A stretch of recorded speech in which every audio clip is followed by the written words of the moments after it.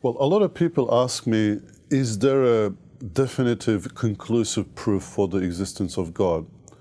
And I think there is. There are many arguments for God's existence, but the one that I will be covering today is the cosmological argument for the existence of God. This, in my view, is a sound, conclusive argument. And the cosmological argument has three parts. And by the way, a lot of Muslim theologians and even philosophers did put forward cosmological argument as the argument for the existence of God. So it has three parts. So the first part is simple, and it goes as follows. Everything that begins has a cause. The universe has a beginning, and therefore universe has a cause.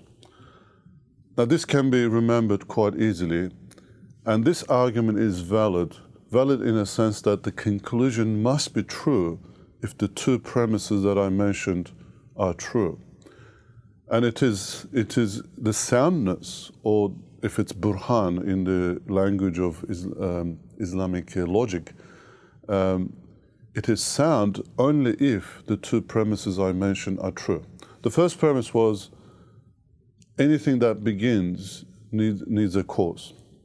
We know that this is true by experience. You know, something you leave on the ground and it will stay there unless a force acts on it. Someone is pushed or pulled, and actually this is now recognized by Newton's famous laws of motion, that something will continue to move or stay stationary until a force acts on it or a cause acts on it. So we know that the first premise is true. The second premise, the universe has a beginning. So that everything that begins has a cause, that's the first one. The universe has a beginning.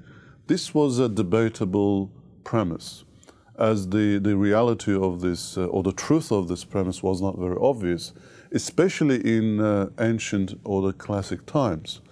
Actually, people believed that the universe was eternal. It was always there. We call this the steady state model of the universe. So the idea of universe having a beginning was a very foreign idea. Or how do you prove that? The universe looked stationary, unmoving, unchanging.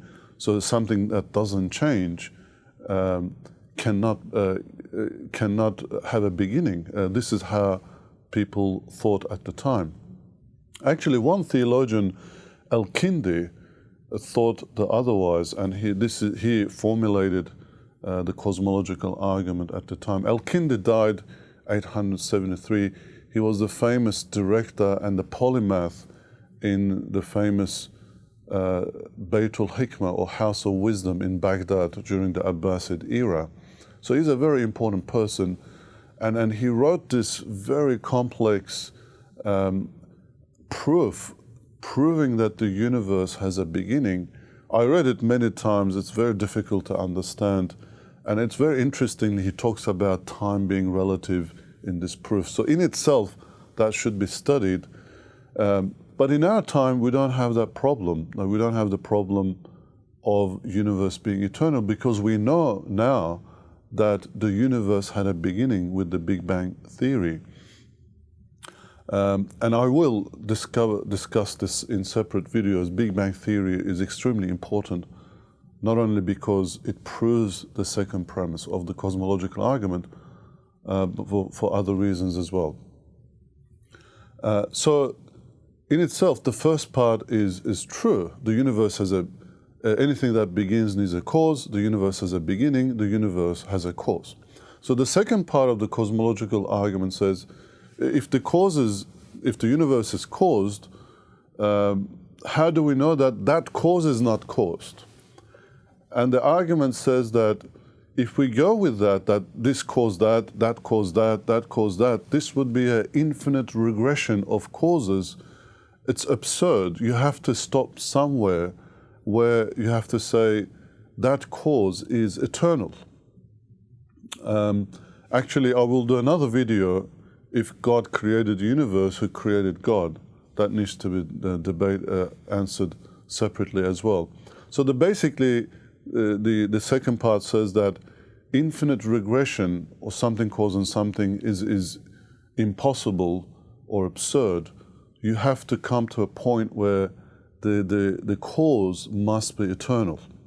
The eternity is a divine attribute. Don't forget that point.